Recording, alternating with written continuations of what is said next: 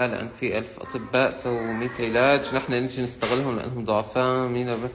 ما أنا هاد كلامي، إذا ما في بديل شو نسوي يعني؟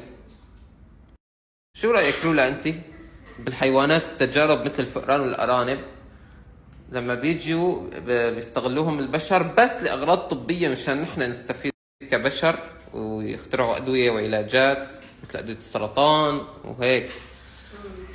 طبعا في تجارب تانية على الحيوانات للمكياج والمواد الكيميائية هذيك أكيد لا، بس العلاجات الطبية فهي معضلة. أنا برأيي إنه أنا مع العلاجات الطبية، بس ما بتحس هذا استغلال للحيوان مقابل نحن يعني البشر أفضلية يعني مثلا؟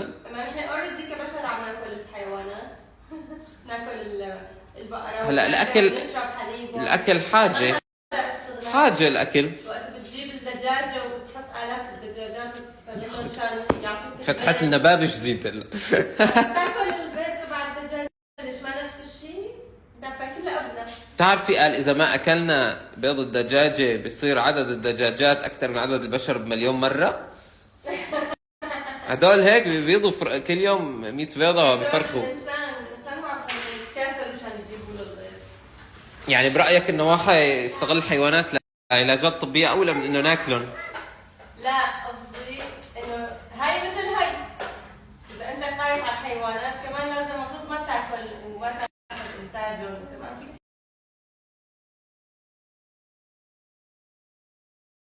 إيه، ما بعرف شو رأيكم وجهة نظر. ولا بصراحة صدمتني أنا بس رايح عن بالي هذا الموضوع، الحيوانات ومنتجات الحيوانات.